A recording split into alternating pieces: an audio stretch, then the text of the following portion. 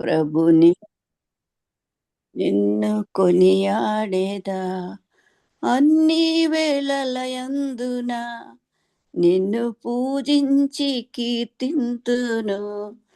ప్రభువా నిన్ను నే కొనియాడేదన్ అన్ని వేళలయందున నిన్ను పూజించి కీర్తింతును.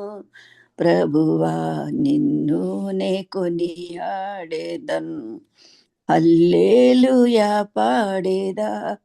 ఆ ప్రభు నిన్ను కొనియాడేదా వాగ్దానమూలనిచ్చి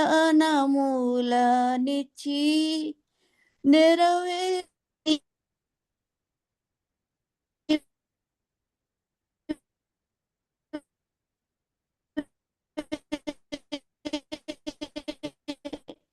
ఆ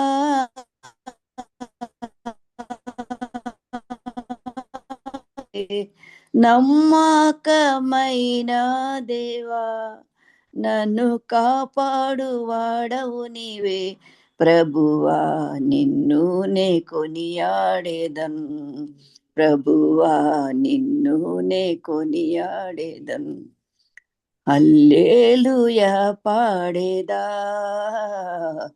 ప్రభు నిన్ను కొనియాడేదన్ ఈ జీవిత యాత్రలో ఏమి సంభవించినా ఈ జీవిత యాత్రలో ఏమి సంభవించినా మహిమానికే ఓ ప్రభు ఇది ఏనా దీన ప్రార్థన.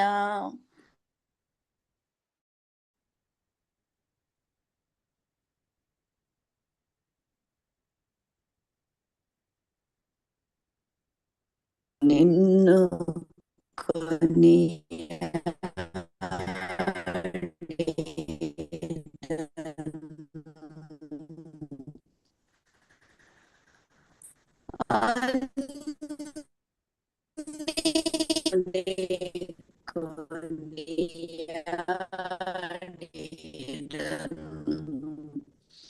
ప్రభునే కొనియాడేదన్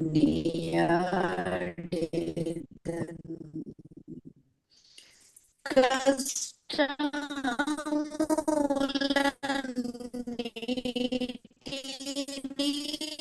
భరింతును. నీ కొర నీ కొరకే జీవింతును నా జీవంపు దాతవు నీవే. ప్రభువా నిన్ను నే కొనియాడేదన్ ప్రభువా నిన్ను నే కొనియాడేదన్ హల్లెలూయా పాడేదా. ప్రభువా నిన్ను నే కొనియాడేదన్ అన్ని వేళలయందున నేను పూజించి కీర్తింతును. అన్ని వేళలయందున నేను పూజించి కీర్తింతును. ప్రభువ నిన్ను నే కొనియాడేదన్ ప్రభువ నిన్నే నే కొనియాడేదన్ హల్లెలూయా పాడేదా ప్రభు నిన్ను కొనియాడేదన్. అందరికీ వందనాలండి. వందనాలు సిస్టర్. చక్కటి పాట పాడి దేవుని నామాన్ని మహింపరిచారు. మన ప్రభు నిజంగా అన్ని వేళల సమయం అంది అసమయం అంది ఎప్పుడైనా సరే ఆయన కొనియాడబడే దేవుడు అనమాట కదా. మన జీవితయాత్రలో ఏమి సంభవించినా సరే మనం మహిమ నీకే ప్రభు అంటూ ముందుకు సాగిపోయే వారంగా ఉండాలి. యోబులాగా పౌలు గారు లాగా అలా. కాబట్టి మన జీవితంలో ఏదేమైనా మన ప్రభుకే మహిమ, మన ప్రభుకే మనము స్తోత్రాలు చెల్లించే వారంగా ఉండాలి. మరి చక్కటి పాట పాడి మనకు వినిపించారు. ఇప్పుడు సహోదరి మనకు వాక్య పరిచర్య చేస్తారు. అమ్మ ఈ సమయం మీకు ఇస్తున్నాము. 5:10 వరకు మీరు వాడుకోవచ్చండి. చెరు వచ్చిన సోదరులందరికీ వందనాలండి. సిస్టర్ లిడియా సిస్టర్ గారి చిన్న క్లుప్త ఇంట్రొడక్షన్ ఇస్తాను. సోదరి ఆ, లిడియా గారు, వారి భర్త గారు సిస్లీ గారు ఇప్పుడు లేరు, ప్రభు నందు నిద్రించారు.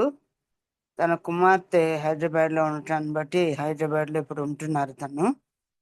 వారికి 2 కుమారులు కూడా, ఒక కుమారుడు ఫారిన్లో ఉంటాడు. మరి మరి లిడియా సిస్టర్ గారు మన నిడదవోలుకు చెందిన వారే, కానీ ఇప్పుడు కుమార్తె దగ్గరికి వెళ్ళారు కాబట్టి హైదరాబాద్లో ఉంటున్నారు. వారు ఎలాగో ప్రభువుని నమ్ముకున్నారు, ఎలాగో దేవుడు వాడి కష్టాలలో ఎలాగో తను దేవుడు అన్నిట్లో నుంచి విడిపించి ఎలాగో కృప చూపించాడు, ఆ విషయాలన్నీ కూడా సిస్టర్ మనకు తన సాక్ష్యంలో చెప్తారు. మొట్టమొదటిగా ఈరోజు సాక్ష్యం మాత్రమే చెప్తారు, అవసరాన్ని బట్టి మళ్ళీ నాకు పరిచయ ఎప్పుడైనా చేస్తారు. సిస్టర్ గారిని క్లుప్త పరిచయం ఇచ్చాను. ఆమె సాక్ష్యంలో ఆమెను గురించి అన్ని విషయాలు మనకు తెలియజేస్తారు. అందరూ మ్యూట్లో పెట్టుకొని సాక్ష్యాన్ని వినాలని మనం చేస్తున్నాను. అందరికీ వందనాలండి. మరి నిజంగా నేనైతే ఊహించలేదు. మరి ఇస్తేరు గ్రూపులో మరి చాలా కాలంగా జరుపుతున్నారు, 6 సంవత్సరాల నుంచి అని చెప్పారు ఉదయాన్ సిస్టర్ గారు. అయితే మరి దేవుడు ఈ దినాన్ని మరి నా కొరకు దేవుడు ఈ దినం ఏర్పరిచారేమో. మరి సిస్టర్ గారు మరి శాంతికి చెప్పటాన్ని బట్టి శాంతి ఉదయాన్నే ఫోన్ చేసి చెప్పింది, ఆంటీ మీ సాక్ష్యం చెప్పండి ఇస్తేరు గ్రూప్లో అని. వెంటనే నేను మరి ప్రార్థన చేసుకుని దేవుని చిత్తాన్ని అడిగి మరి అనేక స్థలాల్లో నేను సాక్ష్యం చెప్తూ వస్తున్నాను. మరి దేవుడు నాకు ఈ దినమును మరి ఎస్తేర్ గ్రూప్లో కూడా అవకాశం ఇచ్చినందుకు మొదటిగా కేజీ అమ్మగారికి నా ప్రేమ వందనాలు తెలియజేసుకుంటున్నాను. అలాగే గ్రూప్లో ఉన్న వారందరికీ వందనాలండి. ఈ విధంగా పరిచయం చేసిన బిడ్డ శాంతికి కూడా నా ప్రేమ వందనాలు తెలియజేసుకుంటున్నానండి. మరి ఈ విధంగా నా సాక్ష్యాన్ని మీ ముందుకు తీసుకురావడానికి దేవుడు ఈ దినాన్ని ఏర్పరిచారని నమ్ముతూ మీ సన్నిధిలో ఆయన సన్నిధిలో నేను నిలబడి మీ యొక్క గ్రూప్లో సాక్ష్యం చెప్పడానికి దేవుడు నాకు ఇచ్చిన అవకాశాన్ని బట్టి మొదటగా దేవాతి దేవునికే వందనాలు స్తోత్రాలు చెల్లించుకుంటూ కూడి వచ్చిన మీ అందరికీ నా ప్రేమ వందనాలండి.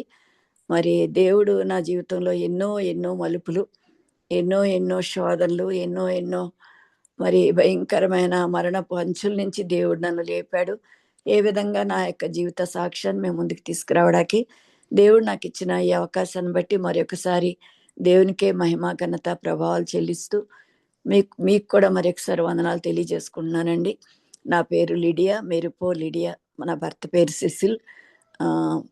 మరి ఆయన మరి దేవుని మహాకృపను బట్టి నేను 10th ఉండగానే మరి రక్షించబడ్డాను.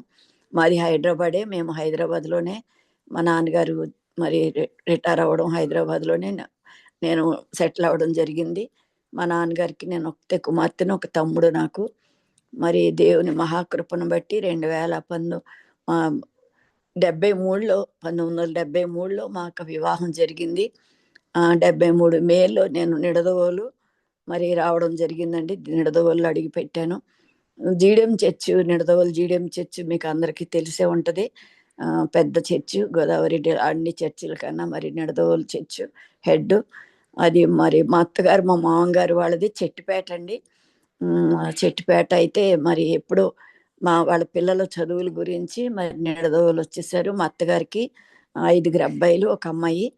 మరి మా అత్తగారిని గురించి ఎక్కువ చెప్తాను ఏంటంటే, మా మామయ్య గారు ఎక్కువ కలకట్టాలో లేస్ బిజినెస్ చేసేవారు. అందుకని మా మావయ్య గారి కన్నా మాకు అత్తగారే బాగా మాకు అలవాటు. ఆవిడ పేరు మెరుపు ఆలీసమ్మ గారు, మెరుపు రత్నం గారు మా మావయ్య గారి పేరు. మరి అలాగా నేను 3వ కోడలుగా ఇంటిలోకి నేను అడుగు పెట్టాను. మాకు మా బావగారికి ఒకేసారి వివాహం జరిపించారు. 1973లో వివాహం అయింది. నేను నిడదవోలు అడుగుపెట్టిన తర్వాత నుంచి ఇంకా నేను నిడదవోలు వాస్తురాలని అయిపోయాను. నా పుట్టిల్లు హైదరాబాద్ అయినా కానీ పుట్టిల్లు మెట్టిల్లు 2 కూడా నాకు నిడదవోలే ఎక్కువ. మాకు జీడియం చర్చితో చాలా అటాచ్మెంట్. వెంకయ్యం గారు, రామయ్యం గారు, సుబ్బయ్యం గారు వీళ్ళందరూ నన్ను చాలా ప్రేమగా చూసేవారు. ఆ యొక్క చిన్న చర్చ్ ఉండేదండి, ఆ చర్చిలోనే మా వివాహం జరిగింది. మరి నా భర్త అక్కడ ఇరిగేషన్ డిపార్ట్మెంట్లో టెలిఫోన్ గుమస్తాగా చెట్టుపేటలో పనిచేసేవారు. మా బావగారు, పెద్ద బావగారు ప్రభు దగ్గరికి వెళ్ళిపోయారు. ఆమె కూడా శ్రీకాకుళం వెళ్ళిపోయి అక్కడ సెటిల్ అయిపోయారు. ఆమెకి 2 కుమారులు, కుమార్తె. అయితే నేను మూడో కోడలుగా ఇంట్లో అడుగు పెట్టాను. మా బావగారు కూడా మస్కట్‌లో జాబ్ చేసేవారు. వాళ్ళు కూడా మస్కట్ వెళ్ళిపోయారు. నేను మూడో కోడలిని. నేను వివాహం అయ్యేసరికి మాకిద్దరు మరుదులు, ఒక ఆడపడుచు. మరి వాళ్ళు నరసాపురంలో చదువుతూ ఉండేవారు. ఏదేమైనా మరి ఆ సమయంలో నేను అక్కడికి నిడదవోలు 73లో వెళ్ళానండి. 73 నుంచి నా భర్త వాళ్ళు కూడా నిడదవోలు జీడిఎం చర్చ్‌లోనే వాళ్ళ రక్షణ పొందడం, బాప్తిసం తీసుకోవడం అంతా కూడా వాళ్ళు అదే చర్చ్‌లో సంఘంలోనే ఉండేవారు. మరి మా యొక్క వివాహం కూడా ఆ చిన్న చర్చ్‌లో, చిన్న చర్చ్ ఉండేదప్పుడు. అందులోనే మాకు వివాహం అయింది. అప్పటినుంచి ఇంక నేను నిడదవోలు జీడిఎం చర్చ్ తోటే నాకు బాగా అటాచ్‌మెంటు. అప్పుడు Venkayamma aunty, Ramayyamma aunty, Subbayamma aunty, Narayanamma గారు వీళ్ళందరూ ఉండేవారు. నారాయణమ్మ గారు కూడా తెలుసు నాకు. మరి సుబ్బయ్యమ్మ గారు వాళ్ళ అమ్మగారు. అలా నాకు ఆ చర్చ్‌తో మాకు అనుబంధం ఉండేదండి. తర్వాత దేవుని మహాకృపను బట్టి మరి మేము ఇరిగేషన్ డిపార్ట్‌మెంట్ అవ్వడం వల్ల మా వారు లాక్స్ సూపరింటెండెంట్‌గా దేవుడు మరి ఆయనకి ప్రమోషన్ రావడం జరిగింది. వెంటనే నేను మా అత్తగారితో అటాచ్‌మెంట్‌గా ఉండేదాన్నండి ఎక్కువ.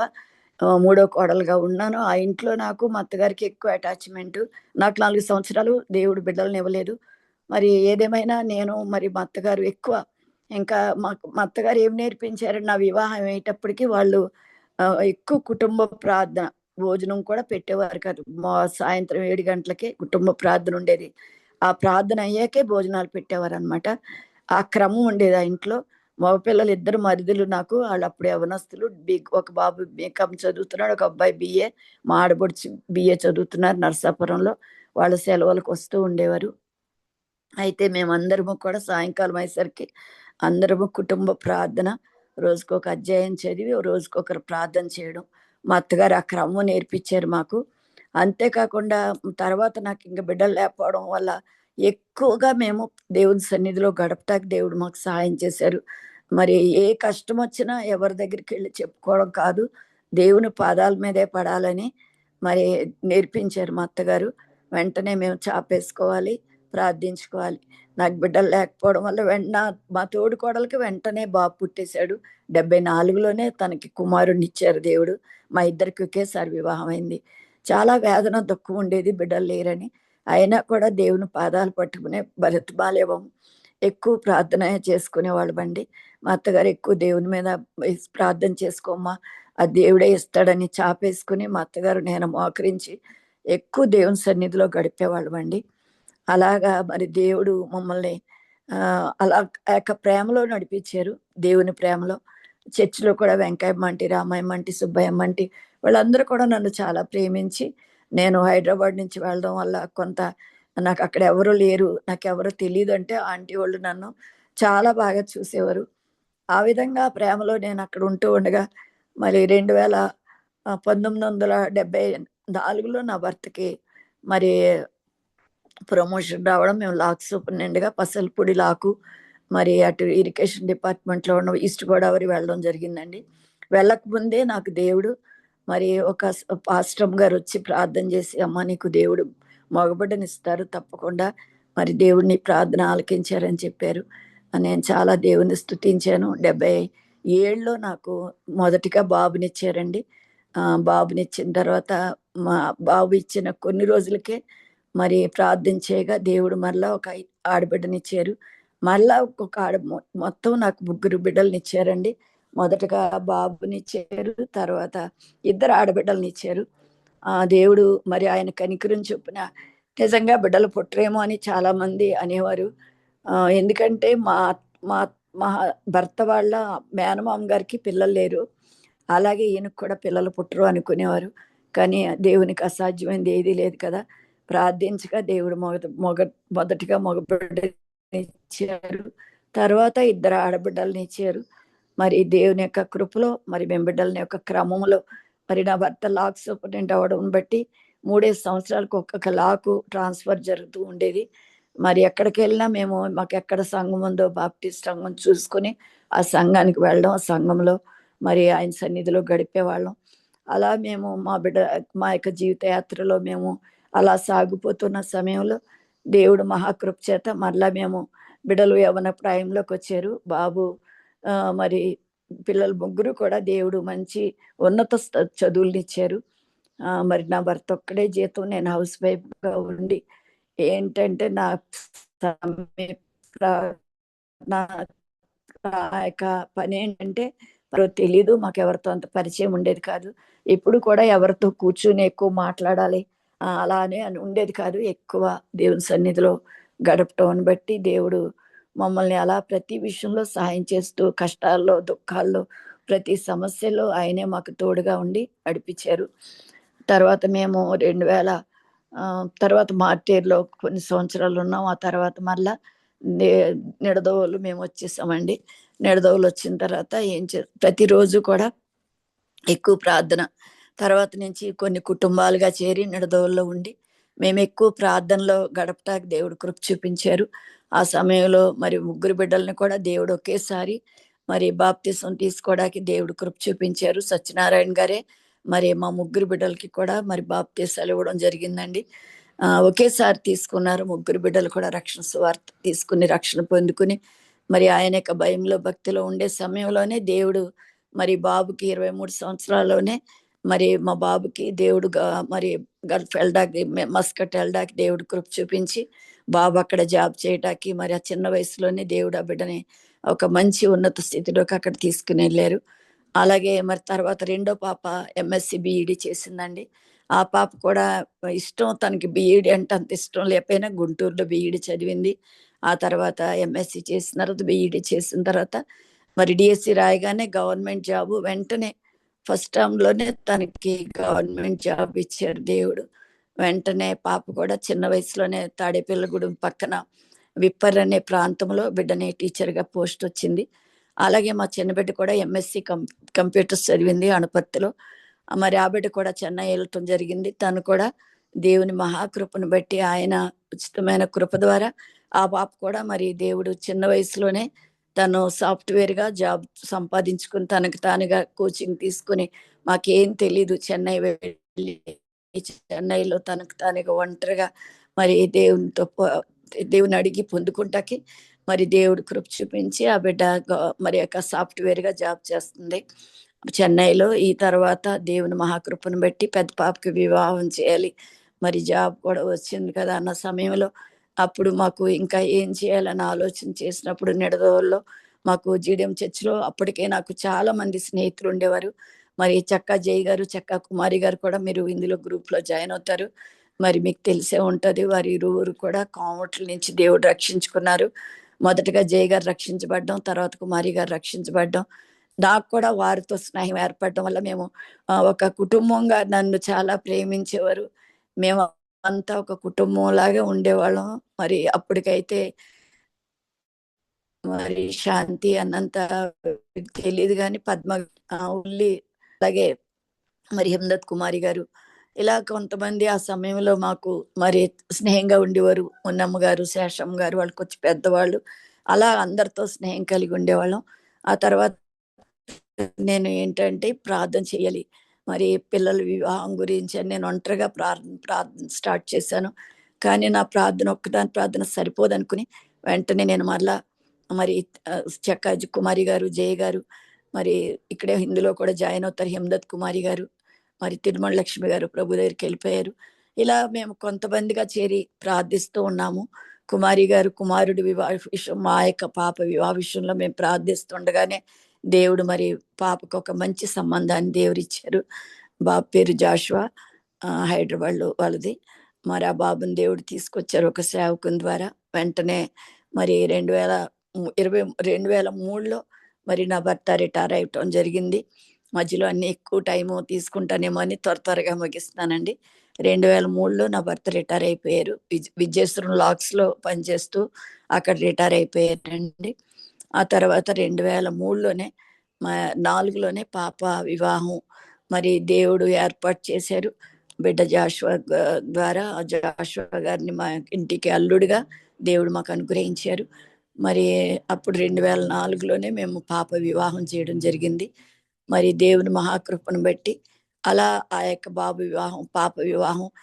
ఆ తర్వాత మరలా మా బాబు కోసం కూడా దేవుడు భీమవరం నుంచి ఒక మంచి విశ్వాసం తీసుకొచ్చి వివాహం జరగడానికి మరి 2006లో మరి ఆ చిన్న పాప అలాగే బాబు వివాహాలు కూడా ఒకే సంవత్సరంలో దేవుడు మరి ఏర్పాటు చేశారు.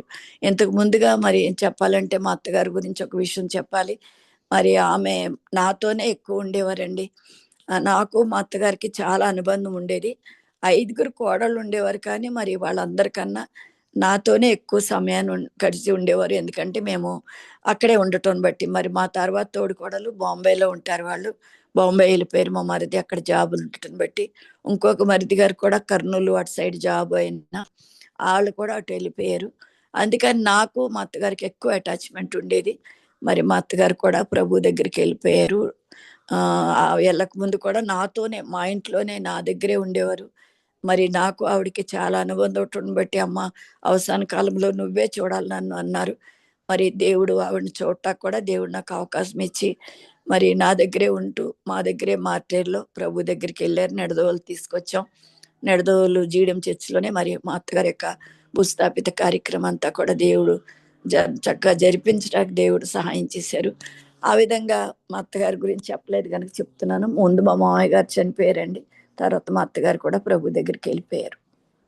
ఇలా మరి బిడ్డల యొక్క వివాహాలు అన్నీ జరగటం జరిగింది. తర్వాత దేవుని మహాకృపను బట్టి బిడ్డలకి బాబుకి 2 బాబుల్ని, పెద్ద పాపకి 2 బిడ్డల్ని, పాప, బాబుని అలాగే చిన్న పాపకి కూడా దేవుడు 2 బిడ్డలనిచ్చారు. తర్వాత మరి నా భర్త కూడా ఆయన ఉద్యోగం రిటైర్ అయిపోయిన తర్వాత పూర్తిగా ఆయన సేవకే మరి పరిమితమయ్యారు. అంతకు ముందే తను ఉద్యోగంలో ఉన్నప్పుడే అక్కడక్కడ వాక్యం చెప్పటానికి మరి కోరిపెల్లి, మరి విజేశ్వరం, నిడదవోలు, చిట్టిపేట ఇలాగ అనేక ప్రాంతాల్లో ఆయన వాక్యం చెప్తూ ఉండేవారండి. ఎక్కడ తన ఖాళీ సమయం అసలు ఉంచుకునేవారు కాదు. ఎక్కువ సమయాన్ని ఆయన సన్నిధిలో గడిపేవారు.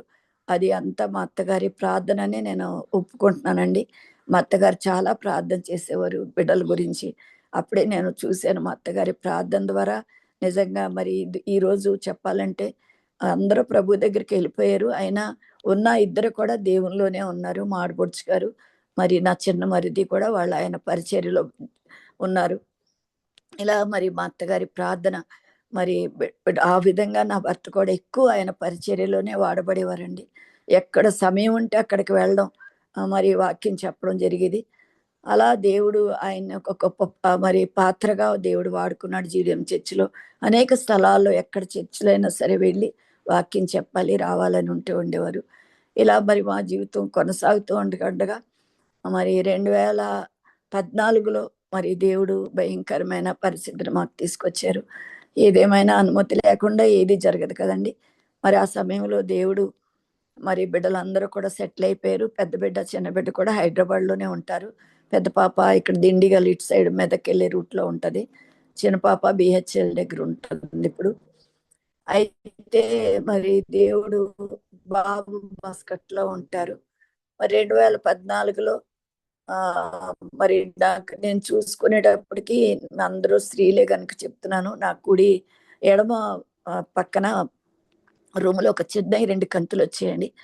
మరి అది నేను చూసుకునేటప్పటికే 2 చిన్న చిన్నగా ఉన్నాయి. మన గోళికాయలంత ఉన్నాయి. ఇంత చిన్నగా ఉన్నాయి. ఏంటబ్బా! ఇలా వచ్చినాయి అనుకుని నేను చూసుకుని వెంటనే మా పెద్ద పాప స్కూల్‌కెళ్ళిపోతుంటే, "అమ్మ ఇలా ఉందిరా" అంటే, "ఓ పని చేయి మమ్మీ మా హస్బెండ్ మా భర్తేమో చిన్న పాప దగ్గరున్నారు. వెంటనే అక్కడికెళ్ళి, "మమ్మీ అక్కడికెళ్ళి ఒకసారి చూపించుకుంటే మంచిది" అంది. వెంటనే ఆ డాక్టర్ దగ్గరికెళ్తే డాక్టర్ అన్నారు, "ఏం పర్వాలేదమ్మా! ఇదేమంత తొందర ఏమి లేదు. దీనికి"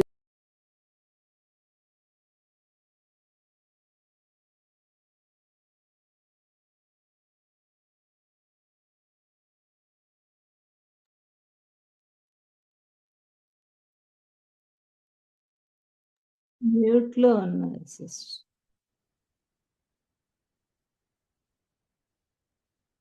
హలో! మ్యూట్‌లో పడిపోయింది నాకు. ఆ సమయంలో ఇంకా నేను 2014లో నాకు భయంకరమైన పరిస్థితి రావడం, మరి ఆ దేవుడు మరి ఆయన కూడా అది అనుమతించారనే అనుకున్నానండి. అప్పుడు సమయం చూసుకుంటే నేను చిన్న చిన్నగా ఉన్నాయి అవి బ రూమ్‌లో ఎడమ పక్కన. తర్వాత చూసేటప్పటికి అవి మరి ఒక 2 నెలల్లోనేనండి ఒక్కసారి పెద్దగా నిమ్మకాయ సైజంతా 2 వచ్చేసినియి. వెంటనే ఏంటి ఇలాగొచ్చినియి అనుకుని వెంటనే మళ్ళా డాక్టర్ దగ్గరికెళ్ళాం. వెళ్తే డాక్టర్ వద్దు అన్నారు. అయినా కానీ నాకు ఎక్కడో చాలా భయం ఉండింది. సరే డాక్టర్ గారు మీరు భయపడుతున్నారు కదా! సరే తీసేద్దాం అయితే అన్నారండి. చాలా నిమ్మకాయ అంత అయింది. అక్కడ నా చిన్న పాప అక్కడే బిహెచ్ దగ్గర ఉంటది. వెంటనే నేను అప్పుడు కుకట్పల్లిలో ఉండేదండి పాప. మాకు నిడదవోలులో రాజారావు డాక్టర్ గారు ఉండేవారు. వాళ్ళ కుమార్తె ఇక్కడ హాస్పిటల్ పెట్టారు ఐకాన్ అని. ఆవిడ దగ్గరే నేను ట్రీట్మెంట్ తీసుకున్నాను. అంతకుముందు మా బిడ్డలకి డెలివరీస్ అన్నీ ఆవిడే చేశారు. నాకు పెద్ద ఆపరేషన్ కూడా ఆవిడే చేశారు. అందుకని మేము అక్కడే చేయించుకుందామని వెళ్ళాం. వెంటనే ఒక 5 రోజులు ఉన్నానండి. ఆ 2 కూడా తీసేసి మామూలుగా కుట్టేశారు.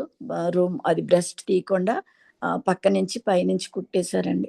సరే ఇంకా చూపించేసుకుని కట్ తీసేశారు. ఆ 5 రోజులు హాస్పిటల్‌లో ఉన్న తర్వాత కుట్లిప్పేద్దామండి అన్నారు. దీనివల్ల ఏం ప్రాబ్లమ్ లేదన్నారు. అయితే ఆ 2 కూడా వాళ్ళు బయాప్సీకి బొంబాయి పంపించారండి.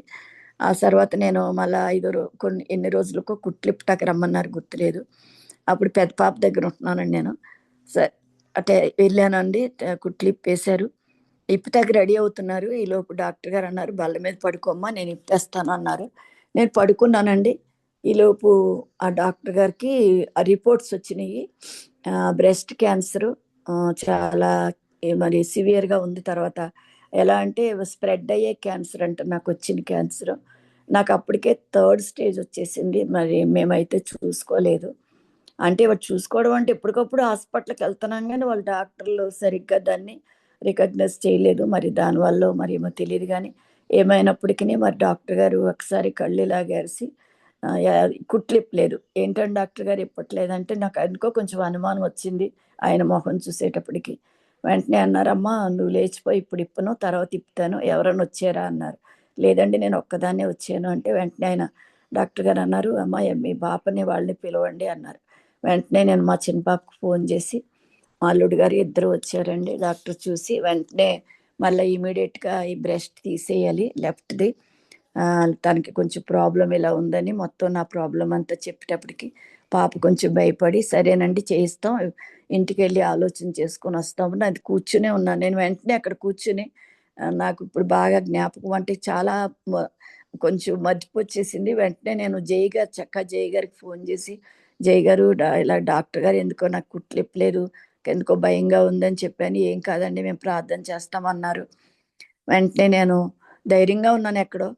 ఇంటికెళ్ళేప్పటికి మా పాప అప్పటికే పెద్ద పాప ఏడుస్తుంది. తనకి అప్పటికే చెప్పారనుకుంటా. నా భర్త కూడా ఇక్కడే ఉన్నారు పాప దగ్గర. చాలా ఏడుస్తుంది. అప్పుడు ఇంటికి రాగానే నాకు తర్వాత ఇలా అని చెప్పారు. "క్యాన్సర్ అంటమ్మా ఇలాగా తీసేయాలంటున్నారు. కొంచెం ప్రాబ్లమ్‌గా ఉంది పరిస్థితి" అంటే నేను ఏం భయపడలేదండి. "ప్రభువా నీ చిత్తం. ఒకవేళ నేనుంటే ఈ లోకంలో నీ కొరకు సాక్షిగా ఉంటాను.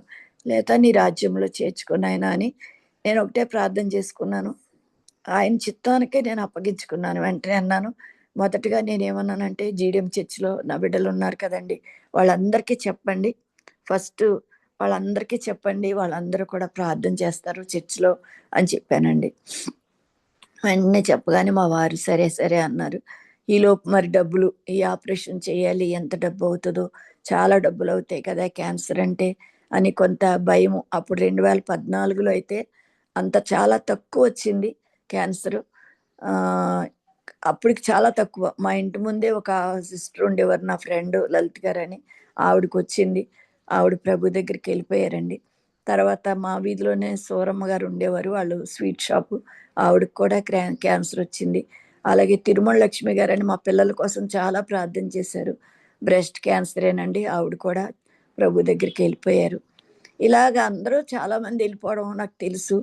ఏదేమైనా నీ చిత్తం ప్రభా అనుకుని నేను భయమైతే పడలేదండి. ప్రభా నేనింక చేయవలసింది కూడా ఏమీ లేదు. ఈ భూమి మీద ఉంటే నీ సాక్షిగా ఉంటాను. లేకపోతే నీ రాజ్యంలో ఉంటాను. అలాగే అనుకుని నేను ప్రార్థన చేసుకున్నాను. వెంటనే మా పెద్ద పాప అయితే చాలా ఏడ్చింది. మరి చిన్న పాప కూడా మా పెద్ద పాప అయితే ఏం చేయాలి? డబ్బులు కావాలి. చాలా డబ్బులు. ఏం చేద్దామని. అప్పటికి మా వారైతే ఇల్లుంది కదా నిడదవోలులో. ఇల్లు తనఖా పెడదాం. ఇలా ఏవేవో ఆలోచనలు. మా పెద్ద పాప అయితే నా గోల్డ్ అంతా ఇస్తాను. లేకపోతే నాకు కూడా నిడదవోలులో స్థలం ఉంది కదా! అమ్మేద్దాం. ఇలా ఏవేవో ఆలోచనలు. అది దేవునికే తెలుసు అన్నీ. అయినా గాని అప్పుడు ఇంత డబ్బులు కూడా లేవు పిల్లల దగ్గర. అప్పుడప్పుడే కొంచెం ఇదవుతున్నారు. సరే అనుకుని మేము ఆలోచన చేసుకొని ప్రార్థన చేసుకున్నామండి దేవుని మహాకృపను బట్టి. మా పాప అంది, నేను ఆ డాక్టర్ వద్దు, నేను ఆన్కాలజిస్ట్ ఎవరు మంచి డాక్టర్ ఉన్నారో నేను కనుక్కుంటానని మా పాప మరి ఆఫీస్కి వెళ్ళడం, రోజు ఎక్కడ ఏ డాక్టర్ ఉన్నారో అని నెట్లో చదువుకుని ఆఖరికి ఆన్కాలజిస్ట్ డాక్టర్ బండారి అని అపోలోలో జూబ్లీ హిల్స్లో పెద్ద డాక్టర్ అండి ఆయన, హాస్పిటల్లో ఆయన్ని కనుక్కుంటే ఆయన చేస్తారు మంచి డాక్టర్ అని తెలుసుకుని వచ్చి అప్పుడు తర్వాత రోజు నన్ను తీసుకెళ్ళింది.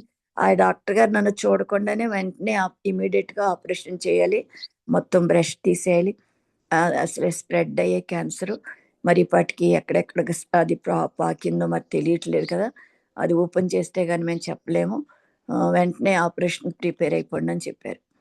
ఇక వెంటనే ఇంటికి వచ్చేసాం. ఆ రాత్రి చాలా ప్రార్థన చేసుకున్నాం, నేను మా పెద్ద పాప మేము మోకరించి ప్రభువా నీ చిత్తమని. బాగా దుఃఖం, అందరూ మనసులోనూ చాలా దుఃఖం ఉంది, అందరము ప్రార్థన చేసుకున్నాం. తెల్లారి కూడా ప్రార్థన చేసుకుని వెళ్ళాం. అప్పుడు దినవృత్తాంతములు 2వ దినవృత్తాంతం 7:14 ఆ వాగ్దానం చూపించారు దేవుడు. అది వాగ్దానం చూసుకుని ప్రార్థన చేసుకుని వెళ్ళామండి. ఆపరేషన్కి సిద్ధపడి వెళ్ళిపోయాం మార్నింగే. అప్పటికి నేను, మా చిన్న పాప, నా భర్త, మా అల్లుడు గారు, చిన్న అల్లుడు గారు వెళ్ళాం. మా పెద్ద పాపకి హాస్పిటల్స్ మరి అవన్నీ అంటే చాలా భయము, ఆపరేషన్స్ అంటే, అందుకని తను రాలేదు, మేమే వెళ్ళాం. వెళ్ళి కూర్చున్నాక అందరూ చాలా మంది ఉన్నారు ఆపరేషన్కి, నేను కూడా కూర్చున్నాను. వెళ్ళాక మీరు బట్టలు అవన్నీ తీసేసి దుప్పటి కప్పుకుని రండి అన్నారు. వచ్చి కూర్చున్నానండి. కూర్చుని ప్రార్థన చేసుకున్నాను. నాకు ఆపరేషన్ అప్పటికే ఒకటి అయింది, మళ్ళీ ఏంటి అని ఏదో ఎక్కడో భయం, ఒక పక్కన కొంచెం కంగారు. అలా ఆలోచించుకుంటుండే ఒక బాబు, చిన్న బాబు మా పక్కనే కూర్చున్నాడు. చాలామంది చిన్న బిడ్డలు కూడా ఉన్నారు, అది క్యాన్సర్ ఆపరేషన్ చేయటానికి అనుకుంటా.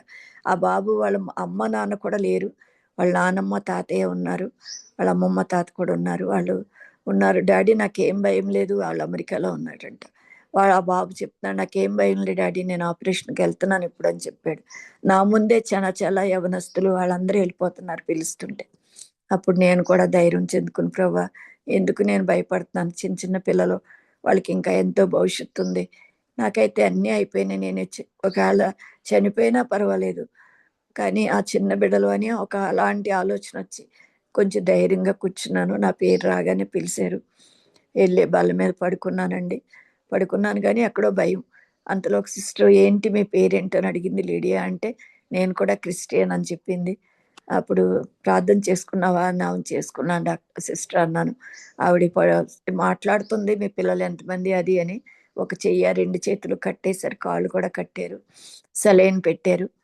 ఆ తర్వాత ఏం జరిగిందో నాకు తెలియదండి. మరి ఆపరేషన్ అంతా కూడా జరిపి ఐసీయూలో ఉన్నాను. నాకు మెలకు వచ్చేటప్పటికి చూసేపాటికి అందరూ ఐసీయూలో చాలా సీరియస్ వాళ్ళు అందరూ. చాలా పెద్ద ఐసీయూ ఉంది హాస్పిటల్, అది అపోలో హాస్పిటల్, మీకు తెలిసే ఉంటుంది బంజారా హిల్స్లో. ఆ హాస్పిటల్లో ఉన్నాను. ఆ తర్వాత నా భర్త, మరి అలాగే మా అల్లుడు, మా పాప కూడా వచ్చి చూశారు. అయితే డాక్టర్స్ చూస్తున్నారు, అందరూ చాలా సీరియస్గా ఉంది అక్కడ పరిస్థితి. అప్పుడు నాకేం జరిగిందో, అసలు ఆపరేషన్ ఎలా చేశారు, నేను ఒకటే ప్రార్థన చేసుకున్నాను, ప్రభా నేను ఆపరేషన్ బల్ల మీదకి వెళ్ళాక నాకు ఏమి నొప్పి తెలియకూడదు, ఎవరు చేసినా నాకు ఏమీ తెలియకూడదని ప్రార్థన చేసుకున్నానండి. ప్రభా నీ హస్తం ఆయన హస్తంలో ఉండాలి, అంతే, నువ్వే చెయ్యాలి నాకు ఆపరేషన్ అన్నాను. నిజంగా మరి ఆయనే వచ్చి చేశారేమో అనిపించింది నాకైతే. అసలు ఏమీ నొప్పి కానీ ఏమీ లేదు, అసలు ఏం తెలియదండి, మొత్తం ఇవన్నీ కట్టేస్తున్నాయి, గొట్టాలు అన్నీ పెట్టేస్తున్నాయండి. వెంటనే అక్కడ ఐసీయూలో 5 రోజులు ఉంచారండి. ఒక రోజు ఉంచారు, తర్వాత రోజు రూమ్కి షిఫ్ట్ చేశారు.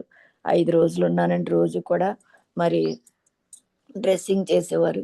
ఆ లోపల నుంచి ఆ చెడు రక్తం అంతా 17 రోజులు ఆ గొట్టాలు అన్నీ పెట్టే ఉన్నాయండి. అలాగే మరి దేవుని కృపను బట్టి అవన్నీ కూడా భరించే శక్తిని, అవన్నీ మరి ఓర్చుకునే శక్తిని దేవుడు నాకు ఇచ్చారండి.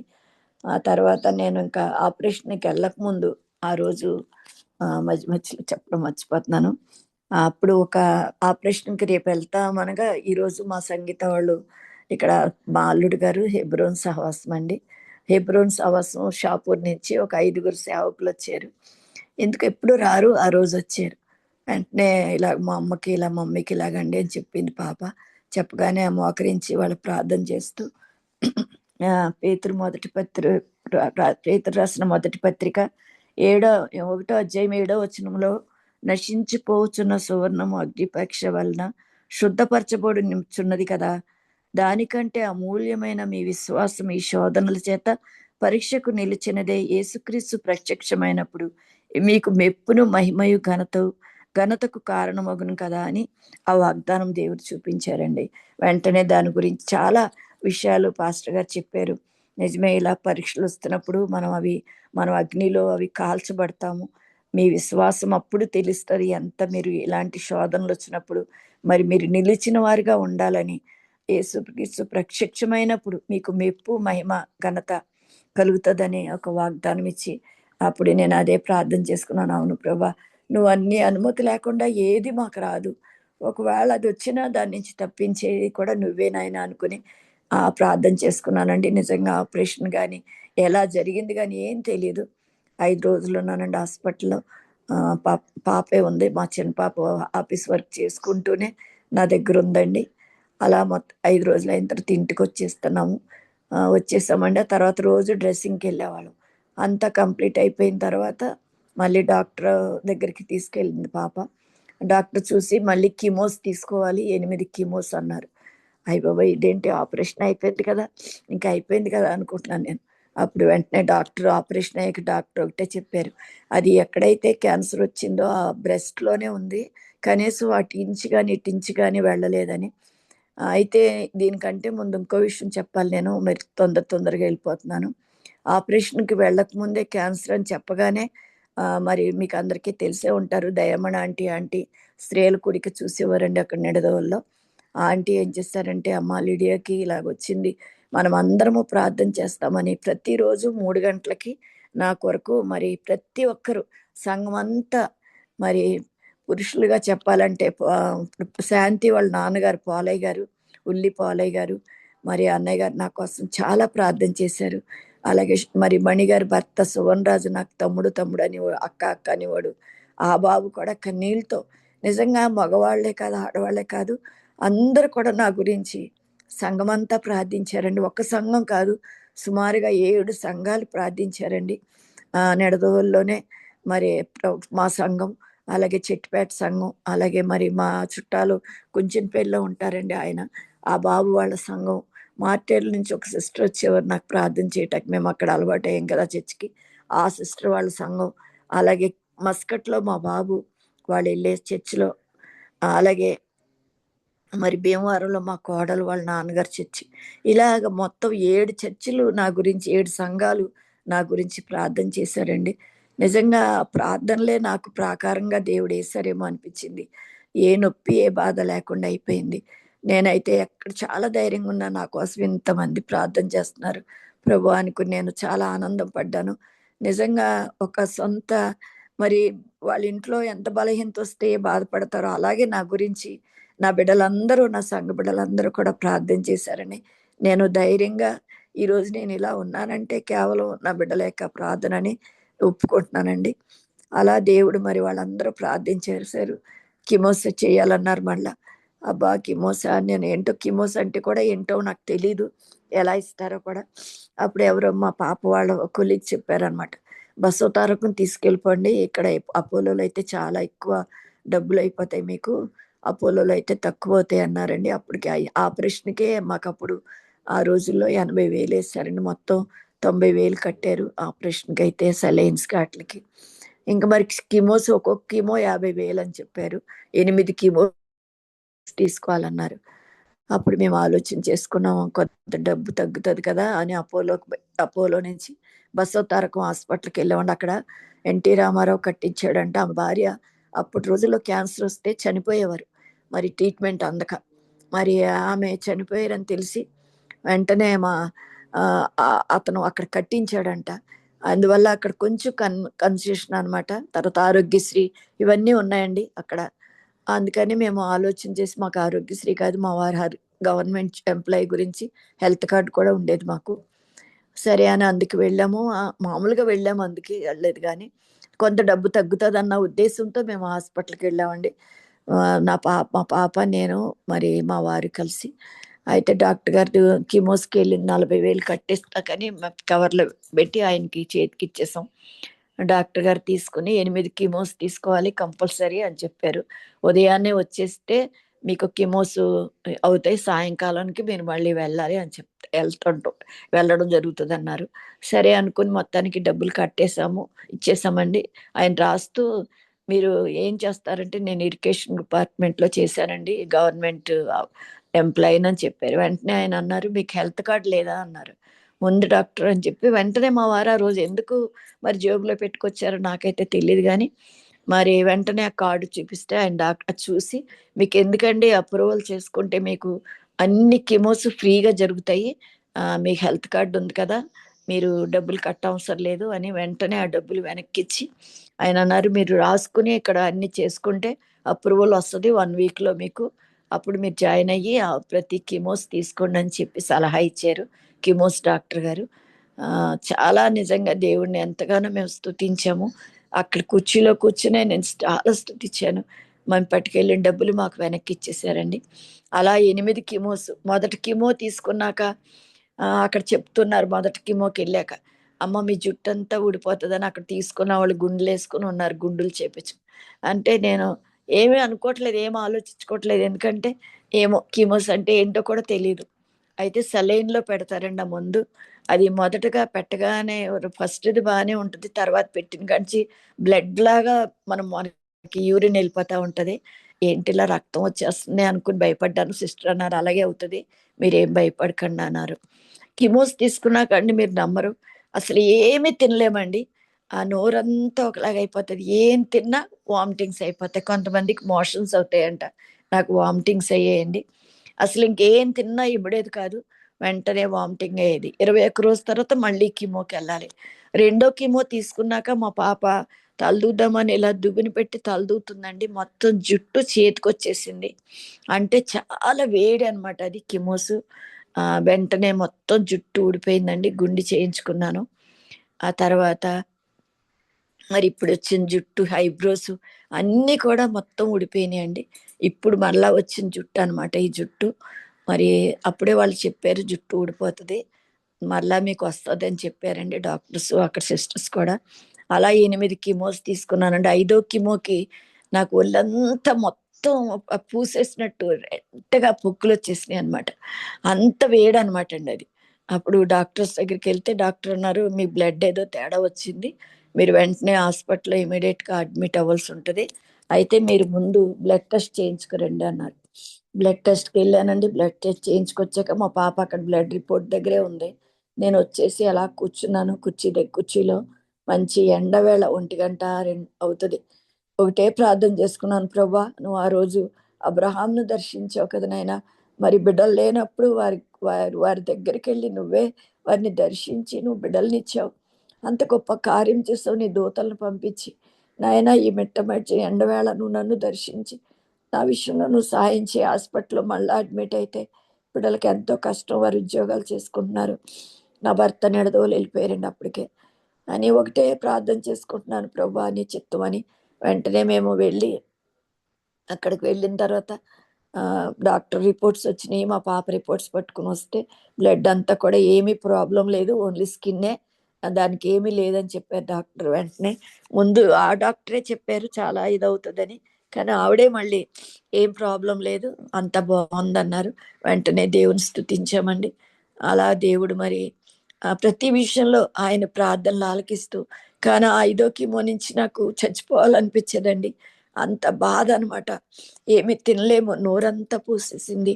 అంత మా పాప ఒకటే చెప్పేది, మమ్మీ యోబుని గుర్తు చేసుకో, యోబు మరి అలాగే బాధపడినప్పుడు ఎంత ఓచుకున్నారో, ఏవో తను నన్ను ధైర్యపరచడానికి హిజ్కియాని జ్ఞాపకం చేసుకో అలా చెప్తూ ఉండేదండి. నేను అలాగే ప్రార్థన చేసుకుంటూ మరి దేవుణ్ణి అడుగుతూ ఒక్కోసారి చనిపోవాలనిపించింది. 5వ కీమోస్‌కైతే చచ్చిపోవాలి, నేను బతకలేను అని చాలా ఏడ్చాను. మా భర్తతో చెప్పాను, నేను ఇంక తీసుకోనండి అని. కానీ అలాగే అని ఒప్పించి తర్వాత మళ్ళా ఒప్పించి వాళ్ళే బుజ్జగించి అవి 8 కీమోస్ తీసుకోవడం జరిగిందండి.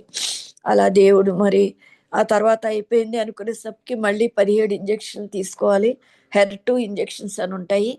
అవి తీసుకుంటే మళ్ళీ మళ్ళీ మీకు క్యాన్సర్ రాదు ఒకవేళ ఎటువంటి ప్రాబ్లం కూడా రాదు అని చెప్తే మళ్ళా అది ఒక్కొక్క ఇంజెక్షన్ 75,000 అండి.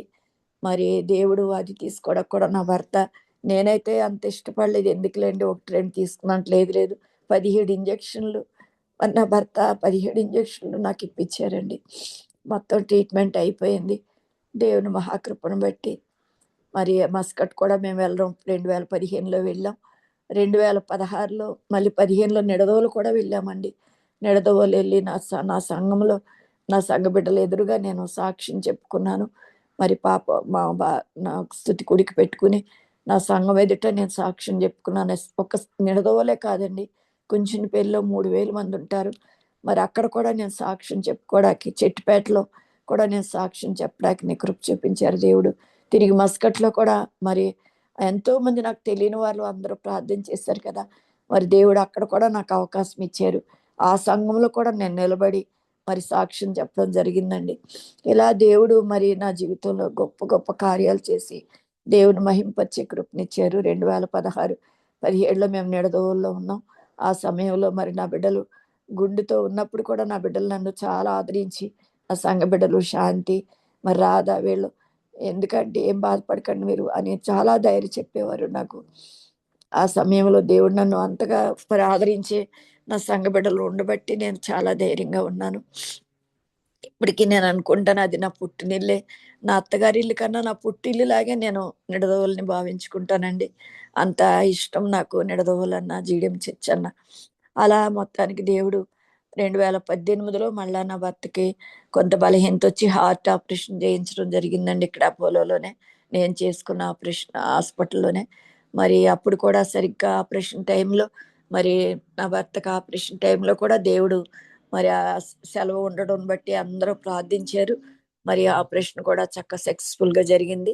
తిరిగి మళ్ళా ఆపరేషన్‌కి ముందు నేను అక్కడ నిడదవోలు ఎళ్ళగానే నా భర్త మళ్ళా నేను కొంచెం బాగుండగానే ఇంకా మళ్ళా నా భర్త ఉన్నంత కాలం సువార్త దండయాత్రలు నిడదవోలు జీఎం చర్చ్‌లో ఏర్పాటు చేయడం. ఆ చుట్టుపక్కల మరి సంఘాలు విజయసురంలో అలా సంఘాల్లో మరి కృష్ణమ్మగూడెంలో కుమారి గారు ఉండేవారు, చక్కా కుమారి గారు. అక్కడ కూడా సువార్త దండయాత్ర జరగడానికి మేమందరం వెళ్ళి మరి అనేకులకి సువార్తను ప్రకటించడానికిని, కడపత్రికలు ఇవ్వడానికిని దేవుడు కృప చూపించారు. విరామం లేకుండా నా భర్త ఆయన పరిచర్యలో చాలా బలంగా వాడబడ్డారు. మరి శనివారం వచ్చిందంటే సంత రోజు మరి ఆ సంతలో కూడా కడపత్రికలు పంచిపెట్టి ఆ సాయంకాలం లేట్‌గా సంత చేసుకొని వచ్చేవారండి. అలా ఆయనకున్న సమయం నిడదవోలులో ఎవరికైనా బాలేదంటే వెంటనే ఎళ్లి చర్చ్‌లో వాళ్ళకి సంఘంలో వాళ్ళకి తెలిసిన వెంటనే వాళ్ళ గృహాలకెళ్ళి ప్రార్థించేవారు. తనొక్కరే ఎళ్ళేవారు కాదు. జోసెఫ్ అని ఒక బాబుంటాడు చర్చి దగ్గరే ఇల్లు. తను తీసుకొని వెళ్లి ప్రార్థన చేసి వచ్చేవారండి. అలాగా మళ్ళా ప్రతిరోజు నిడదవోలు జీడియం చర్చ్‌లో 6:30కి ప్రార్థన స్టార్ట్ చేసి మరి ప్రార్థన చేసేవారు. అనేకుల్ని మరి పురికొల్పటానికి అనేక మందిని పిలిచి ఎక్కువ మందిగా చేరి ఎవరైతే ఈ అవసరతలో ఉన్నారో, ఎవరు కష్టంలో ఉన్నారో, ఎవరు బలహీనులుగా ఉన్నారో వాళ్ళ కొరకు ప్రార్థన చేస్తూ ఉండేవారు. అలా ఆయన పరిచర్యలో బలంగా దేవుడు వాడుకున్నాడు. మరి 18లో ఆపరేషన్‌లో కూడా దేవుడు ఎంతో సహాయం చేసి తిరిగి క్షేమంగా ఇంటికొచ్చామండి. 18 అంతా కూడా కొంత బలహీనంగా ఉన్నా కానీ చాలా యాక్టివ్‌గా మరి నిడదవోలు జీడియం చర్చ్‌లో ఆయన పరిచర్య చేశారు. 2019 నవంబర్‌లో 9వ తారీఖండి. అయితే మేము ఒకరింటికి మా ఇంట్లో అద్దెకుండేవారు. అద్దెకుంటున్నారు అప్పటికి. వాళ్ళు గృహం కట్టుకున్నారనమాట. గృహం కట్టుకుంటే ఆళ్ళు ప్రార్థన చేయటానికి రండి అంకుల్ గారు మా ఇంటికి అంటే, ఆ రోజుకి తను ఇంకో చోట కూడా ఎళ్ళాలి ప్రార్థన చేయటానికి. అయితే బండి మీద వస్తానమ్మా, మీరు మీరు ఆటోలో రండి. నువ్వు ఆ పాప కూడా తీసుకెళ్ళటానికొచ్చింది. అయితే ఈలోపు నేను బైబిల్ మర్చిపోయానండి. బైబిల్ తీసుకొని రా, నువ్వు బైబిల్ తీసుకొనొస్తే పెట్టుకుని అక్కడ ప్రార్థన చేయటానికి బావుంటదంటే, బైబిల్ తీసి ఆయన చేతికిచ్చానండి. బైబిల్ తీసుకొని అందులో బండిలో పెట్టుకున్నారు. ఆయన ముందెళ్తున్నారు. మేము వెనకాలున్నాము. మరి ఆళ్ళింటికి దగ్గరకొచ్చేసాం అనమాట. ఇంకా టర్న్ తిరిగితే వాళ్ళ ఇల్లండి. అక్కడ ఒక బోదుంది. చిన్న బోది. దానికొక చిన్న వంతెనుంది. మరి మేము రావట్లేదని వెనక్కి చూసారో, ఎందుకు చూసారో మరి ఇప్పటికీ నాకు అర్థం కావట్లేదు. మరి ఆ బోదిలో పడిపోయారండి. పడిపోవటాన్ని బట్టి మరి వెంటనే పడిపోయారు. అందులో బండితో పాటు పడిపోయారండి. ఎలా పడిపోయారో తెలియదు. వెంటనే అక్కడ వాళ్ళందరూ వచ్చి లేపారు. లేపి పైకి తీశారు. ఆయనే గబగబా కడిగేసుకున్నారు. ఆ తర్వాత అంటున్నారు లేవగానే, నువ్వు వెళ్ళి ప్రార్థన చేసి వచ్చి నేను ఇంటికి వెళ్ళిపోతానులే అంటున్నారు. బండి తీసి పైన పెట్టారు అక్కడ. బైబిల్ అందులోనే ఉంది. లేదులే మీరు ఒక్కరే తర్వాత వెళ్దాంలేండి ప్రార్థన చేయటానికి, ఇంటికి వెళ్ళిపోదాం అని. సరే ఆటో ఎక్కేసాం. ఆ పాప కూడా ఎక్కింది. మేము ఆటో ఎక్కి కొంచెం దూరం వచ్చేసరికి వాంతులు స్టార్ట్ అయిపోయినాయండి. పెద్ద పెద్ద వాంతులు ఆటోలోంచి కిందకే చేసేసుకుంటున్నారు. తల పట్టుకుంటుంటే చేసేసుకుంటున్నారు. ఇంటికి తీసుకొచ్చాం. ఇంటికి బోధిలో పడిపోయారు కదా, కొంచెం మురికి అంతా ఉందని గబగబా షాంపూ పెట్టి తలస్నానం చేయించానండి. తలస్నానం చేయించి పడుకోబెట్టాను. అసలు ఎప్పుడు స్నానం, అసలు ఎప్పుడు నన్ను రానివ్వరు. ఆ స్నానం చేయించాను. మరి పడుకోబెట్టిన తర్వాత కొంచెం నీరసంగా ఉన్నారు కదా అని గబగబా ఓఆర్ఎస్ తెప్పించి ఇచ్చానండి. అసలు ఆ నీళ్లు కూడా ఇవ్వకూడదంట, నాకు తెలీదు. నీళ్ళైతే ఇవ్వలేదు కానీ ఓఆర్ఎస్ తెప్పించిస్తే గబగబా తాగేశారండి. తాగిన తర్వాత పడుకున్నారు. ఈలోపు మా ఆడపడిచే వాళ్ళు పక్కనే ఉంటారు. ఈలోపు ఆయన పక్కన ఉన్న పాప ఉండి ఆమెకు చూపిస్తున్నారు అనమాట. నాకు ఎంత గొప్ప వచ్చేసిందని చూపిస్తున్నారు. నేనైతే చూడలేదు ఆ గొప్పని. ఈలోపు మా ఆడపడిచి వస్తే పడిపోయాను పాప అని చెప్పారు. గబగబా ఆవిడ ప్రార్థన చేశారు.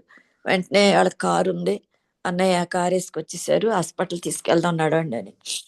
అప్పటి వరకు పడుకున్న లుంగి కట్టానండి, షర్ట్ మార్చి. ఆ తీసుకెళ్ళే వచ్చేటప్పుడు బాగానే నడిచారు. తీసుకెళ్తున్నాం అనగా గుమ్మం దగ్గరికి రాకముందే కాళ్ళు ఇచ్చేసారండి. అంటే అప్పటికే బాగాలేదనుకుంటా. అప్పటికే చాలా వాంతులు అయిపోయి ఇంటికి వచ్చాక కూడా. ఇంకా కారులో కూర్చున్నాక కూడా వాంతి అయిపోయింది. ఆ రోజు బండి కృష్ణ డాక్టర్ లేరు. అప్పుడు తర్వాత అక్కడి నుంచి మళ్ళీ ప్రసాదరావు గారు హాస్పిటల్ తీసుకెళ్తే డాక్టర్ గారు చూసి, హెడ్ ఇంజరీ అయింది ఈయనకి, మీరు వెంటనే ఇమీడియట్గా రాజమండ్రి తీసుకెళ్ళిపోండి సాయి హాస్పిటల్కి, పడుకోబెట్టి తీసుకెళ్ళండి అంబులెన్స్లో అని చెప్పారు. పడుకోబెట్టి అంబులెన్స్లో తీసుకెళ్ళామండి. తీసుకెళ్ళాక లోపలికి వెళ్ళిన వెంటనే వాళ్ళు అప్పుడు వెళ్ళక ముందు కూడా మాట్లాడారు. అక్కడ డబ్బులు ఉన్నాయి, నాకు ఏటీఎం కార్డులో ఆయన పిన్ నెంబర్ కూడా నాకు తెలియదు. ఆ డబ్బులు అవి తీసుకుని వెళ్ళిపోయాము. నేను అంబులెన్స్లో ఆయన దగ్గరే కూర్చున్నాను. నా చేయి పట్టుకునే ఉన్నారు మా చర్చి పిల్లలు, రాజేష్, అలాగే జోసఫ్ గారు, మా చర్చి ఇంట్లో ఉన్న బాబు, వీళ్ళందరూ కూడా మాతో పాటు వచ్చారండి.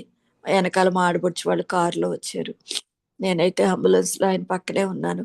అక్కడికి వెళ్ళే వరకు చెయ్యి వదలలేదండి. వెళ్ళగానే లోపలికి తీసుకెళ్ళిపోయారు. ఇమీడియట్గా వాళ్ళు లోపల జాయిన్ అయ్యాక ఇంకా నన్ను చూడనివ్వలేదండి. డాక్టర్ చూసి ఇమీడియట్గా ఆపరేషన్ చేయాలి అని చెప్పారు. అయితే వెంటనే ముందు ఎంఆర్ఐ స్కానింగ్ తీయాలన్నారు. వెంటనే ఎంఆర్ఐ స్కానింగ్ తీయడం, వెంటిలేటర్లో పెట్టేయడం. అప్పుడే చెప్పారు అనుకుంటా డాక్టర్లు, నాకైతే చెప్పలేదు సరిగ్గా. 50-50 ఛాన్సెసే.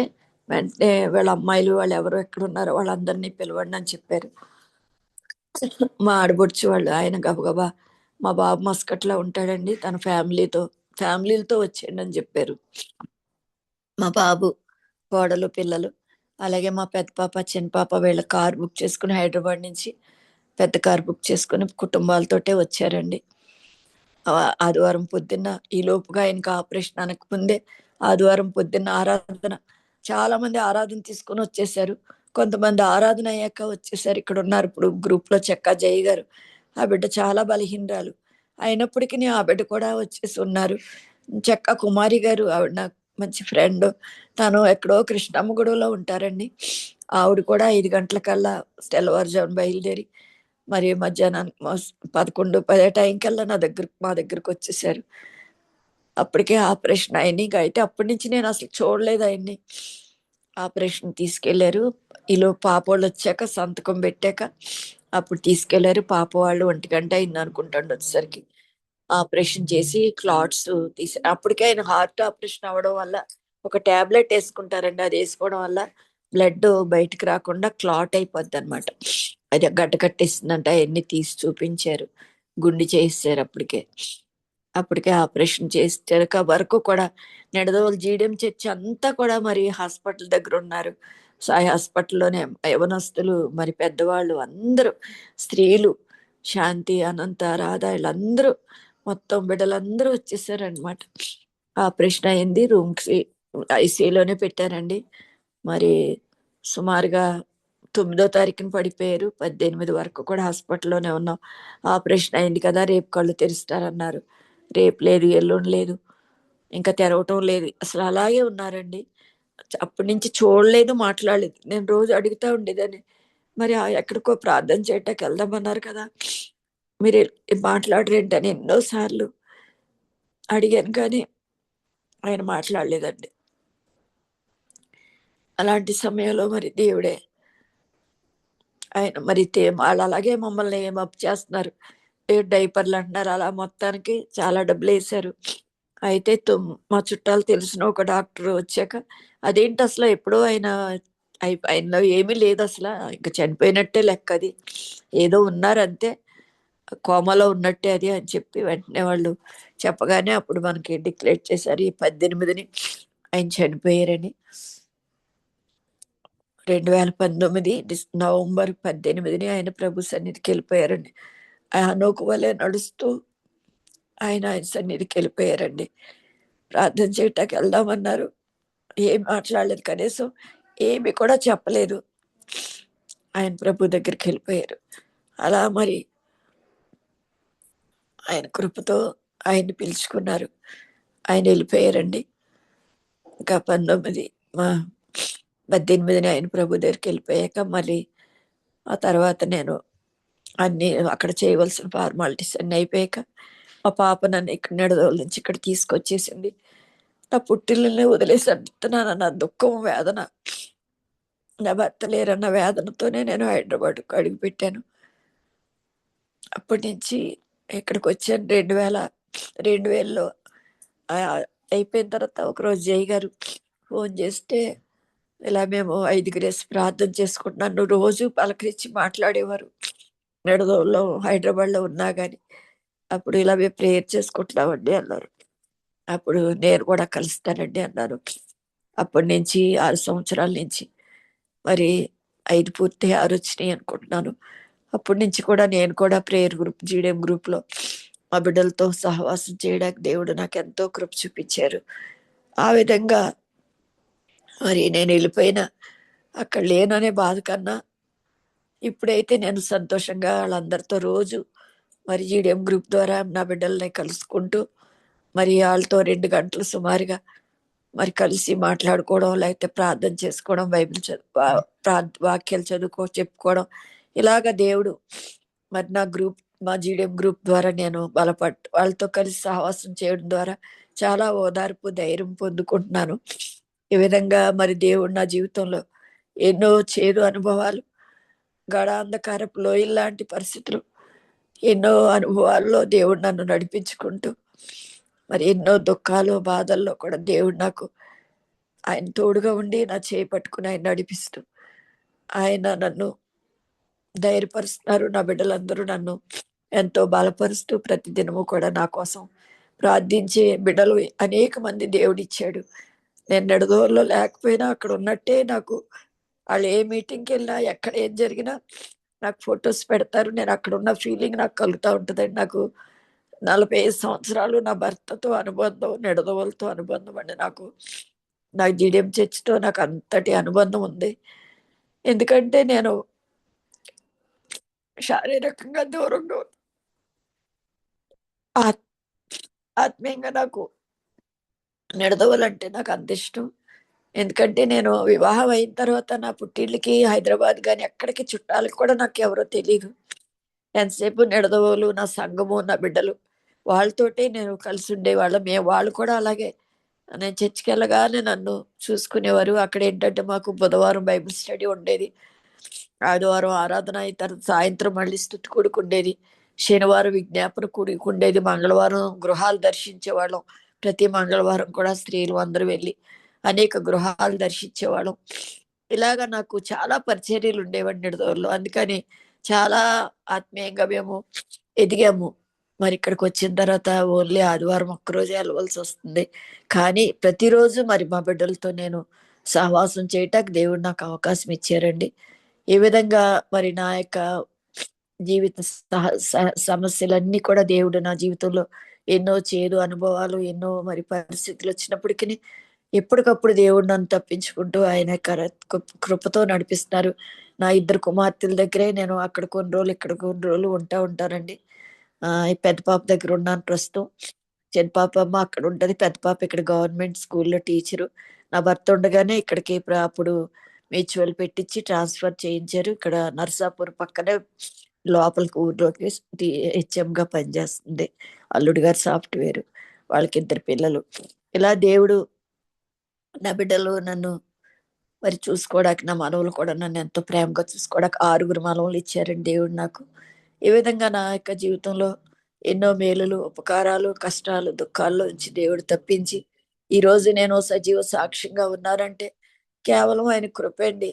నా గొప్పతనం, నా మంచితనం ఎంత మాత్రం కాదు. కేవలం అందరి ప్రేయర్స్ ద్వారా నేను ఈరోజు ఇలా సజీవురాలుగా, బలహీనరాల్ని, ఏజ్ కూడా ఎక్కువే అయినప్పటికీ దేవుడు నన్ను ప్రతి దినము కావలసిన ఆరోగ్యం దేవుడు నాకు ఇచ్చి నడిపిస్తూ ఈ విధంగా సాక్షిగా ఆయన ఉంచుకున్నందుకు మొదటగా దేవాతి దేవునికే వందనాలండి.